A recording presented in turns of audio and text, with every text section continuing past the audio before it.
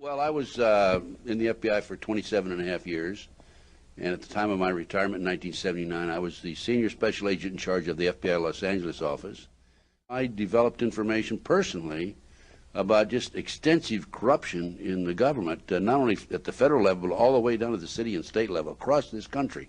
I have information about corrupt judges, corrupt law enforcement, prosecutors, county officials, judges. It involves drugs, involves pornography, involves prostitution, it involves cults, pedophilia. The bottom line is to take over the country and the world. For what, though? Power, greed. This goes back over 200 years, back to 1776, with the establishment of an organization known as the Illuminati. And if your listeners don't know what the Illuminati is, they need to run down to the library and look it up and do some research, because on May the 1st, 1776, a fellow named Adam Weishaupt, German, set forth 25 goals at the request of the Rothschild group that they needed to initiate in order to take over the world. We're talking about destroy the sovereignty of countries and destroy religions. And that's where it really started in modern day. And right today, believe it or not, and we have the documentation for this, we are probably 90%, their goals have probably been filled at the great rate of about 90%. This Illuminati, this group who called themselves the Enlightened Ones, had gained positions of power through control of the banking system. The Illuminati was founded on May 1st, 1776, by Adam Weishaupt, a professor at Ingolstadt University. Weishaupt obviously had been a serious student of the occult, for many of its bizarre features and symbols were incorporated into his organization. Weishaupt had been active in the Masonic lodges of Germany, and found in them the perfect vehicle for recruiting into his secret order, which he described publicly as the highest level of Freemasonry. The Illuminati was formally incorporated into the Masonic lodges at the Congress of Wilhelmsbad in 1780. There were 8 conspiratorial rings within rings, advancing from the outermost novice inward to Rex, or king. The king, of course, was Weishaupt himself, who had adopted the code name Spartacus. Those in the outer rings were told that the grand purpose of the order was to make of the human race, without any distinction of nation, condition, or profession, one good and happy family. But by the time the member had advanced to the level of presbyter, or priest, his oath of absolute secrecy and obedience had become deadly serious. Only then was he allowed finally to see the ultimate goal of the order. It was the destruction of all religion and the destruction of all independent governments, replaced by a new world order, a world government ruled from behind the scenes by the illuminated ones. On the back of the dollar bill, you see the symbol on the left-hand side of the bill, which is annuit coeptus, which means our enterprise is now a success, or our enterprise is crowned with success. Annuit coeptus. So you're saying, fine, so you have an enterprise and is now crowned with success. What enterprise are you talking about? Novas ordo seclorum. Novas is novice, meaning new. Ordo is order, and seclorum is where we get the word secular, meaning the world. So it's new order of the world, the new world order. George Bush's new world order is now a success. Bill, you've heard an awful lot of dramatic speeches and seen dramatic moments in times of great gravity for the nation. How would you assess this evening? This was a stirring address, in my view, shorter than his father's speech when he announced the New World Order, shorter than his father's speech when he announced the New World Order.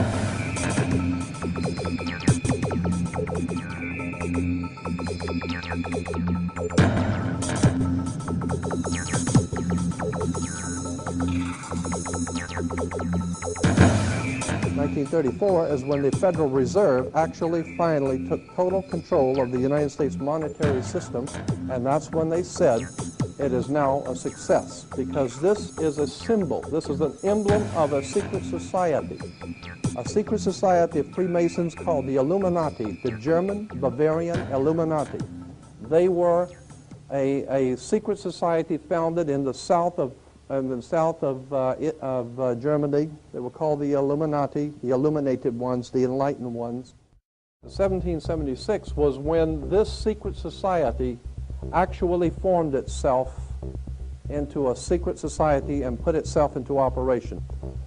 They were the basis for what we call today in our country the Bavarian Illuminati was the basis for what we call today the Colombian faction. The Colombian faction of the Illuminati came here right after this government was formed, and that's where we get today Columbia Space Shuttle, Columbia Movies, Columbia Television, Columbia Records, everything, Columbia University. As a matter of fact, Columbia TV, Columbia Broadcasting System, CBS. What is the symbol for CBS? It's the all-seeing eye. And that's why our government is in the District of Columbia, because these guys own our government. They print our money, and they own not only the government, but they own you. You are their property. So, in other words, these guys print the money, they run the country, and they own you, and they own everything around it. And so they make the laws, and that's why they can decide who can kill who, and who can get away with who, and who can get away with whatever, because they make the laws and they decide, all right? As I said to you before, there are 13 layers in this pyramid. There are 13 letters in Eno Coeptus, but 13 is a very important number to this secret society. There are 13 stripes, there are 13 stars here, which make up the Star of David. The 13 berries, there are 13 leaves, 13 arrows. There are 32 feathers here and 33 feathers there. Everything is done in sequence of 13. 13, of course, is based on, this is what we call Masonic symbolism. Freemasons designed this dollar bill. Everything is done in sequence of 13, and again, I draw your attention to the fact that you have 13 stars here, which collectively make up the Star of David. There's a reason why. On the $1 bill at the top, you'll see this little image right here. But if you blow it up from an actual photograph, you'll see it is it's a little owl. It's a symbol of the Bohemian Society. The Bohemian Society meets in California on the last 2 weeks of July of every year.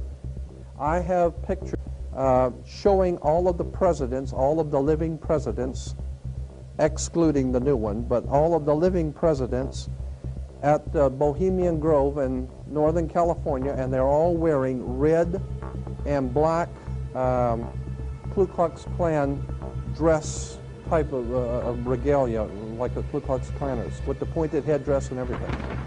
And I mean, that's quite a sight to see presidents dressed like Ku Klux Klan members, right? And they're standing in front of a big open pit of fire, and behind them is about a 20 to 25 foot owl behind them.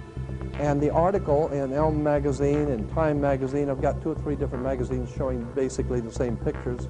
It says that the presidents meet with all of the heads of industry throughout the world, all of the heads of state throughout the world, and all of the most important wheeler dealers in this country, and they all meet up in Northern California, and they have rituals where they go before the owl after midnight.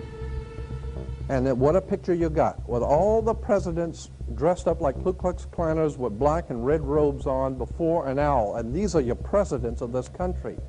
And the reason why they chose the owl is because the owl is a symbol used in Europe by secret societies, because the owl is wise, because it sees things in the dark. And the implication is, of course, that's why they're where they are, because they're very brilliant and they know things that you don't know. Our story begins in Northern California over 100 years ago, when locals began to spread rumors of bizarre occult rituals being conducted in the ancient redwood groves of Sonoma County. As the decades passed, it became clear these incredible stories had a basis in truth, and their source was a 2,700-acre private club known as the Bohemian Grove. Then, in a time period between the mid-1970s and the early 1990s, scores of reporters attempted to infiltrate the Grove. All attempts were unsuccessful. Grove security identified them, threw them out for trespassing, or in some cases, had the local police arrest them. To many, it seemed the Grove's secrets would never become public. All of that changed on July 15th, 2000, when we ripped aside the veil of secrecy and were successfully able to penetrate the Bohemian Grove on their high holy day and videotape the cremation of care ritual. Our infiltration is chronicled in my documentary film, Dark Secrets Inside Bohemian Grove. As the news spread across the planet that the Bohemian Grove had been blown wide open and that their secrets were public, the people were amazed. They were amazed to learn that many U.S. presidents and British prime ministers, German chancellors, the Hollywood elite, the heads of business and academia, Federal Reserve chairmen were traveling to the Grove each year, and that presidents had been going there since the turn of the last century in 1900. They were shocked by each new revelation of ritualistic depravity.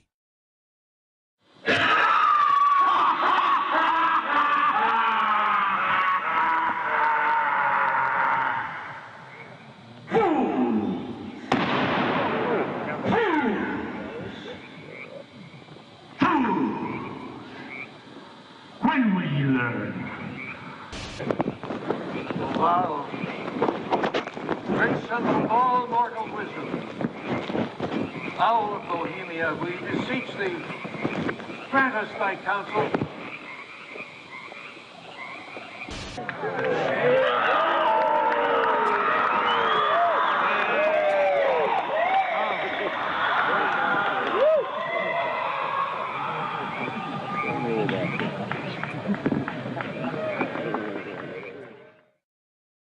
One last question. I read a Washington Times article many years ago where you had a comment about the organization, and then now it's been in the Wall Street Journal, it's been in a lot of different newspapers, and that's the Bohemian Grove. And back in, what was it, 1996, when you joined as a Clinton advisor, the Republicans were criticizing you, oh, what about Bohemian Grove? And then you countered them by saying, hey, I don't run around in the woods naked. What did that mean? Here is the before-mentioned Washington Times article where he said, I didn't run around naked like they do. I don't know what quote you're referring to. I'm not aware of any quote like that. Listen, I am a happy member of the Bohemian Grove. I like the folks who come there, and it's really inappropriate for me to talk about the group beyond that. Thank you. Have you been there for the ceremony with the cremation of care? Frankly, I don't think that's something I need to talk to you about. Really? That's right. Well, I'm Alex Jones, and I snuck in there in 2000. I'm the guy that blew it wide open and got the video, and it's been on national TV. Well, I disrespect you for that. You do? I do. But it's a lot of big public officials going in there. Don't we deserve to know? I don't know anything about you, and I don't know anything about your film. But if you go in there with an understanding, you violated that understanding by releasing that film, and I don't respect you for that. Really?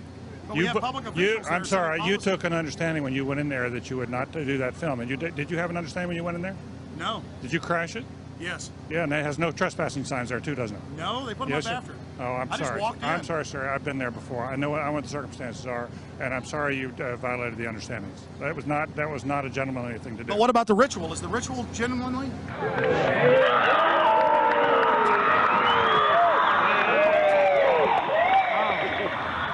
Sir, everything. I don't owe you this comment. I know. I appreciate it. This is what's called ambush journalism, and I disrespect you for that as well. So thank you ever and goodbye. Been in the ritual? It's none of your damn business. Oh, that's right. Listen. You go around and make understandings with people and violate them. You ambush people on the streets, and that's inappropriate form of journalism. If you wish to practice that, that's fine, but don't ask others to respect you for it.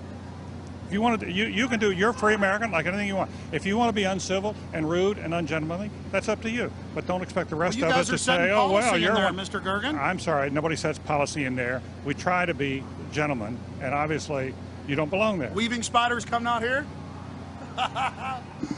Yeah, that is a three-pointer. Woo! Look how strangely he behaved when we brought it up. Why is he acting so secretive? And why did he get so angry when he discovered that we'd snuck in? You see, they take it very, very seriously. This is one of the hallmarks of the occult and secret societies. The word occult means secret. Secrecy is part of their religion. They revel in it, and when it's violated, they become extremely angry. Our social lives, going to the football game or the PTA, a little bit different than your average world leader or corporation chief. No, in their spare time, they worship Moloch and do mock human sacrifices. We just need to get used to that and accept them as our leaders. Think about it. If your neighbor was engaging in mock human sacrifices to Moloch, the demon idol that was worshipped all over the Mediterranean and the Middle East, would you let that neighbor walk your dog or house sit, or how about babysit your children, or be in control of the nuclear launch codes? Well, let me give you a revelation.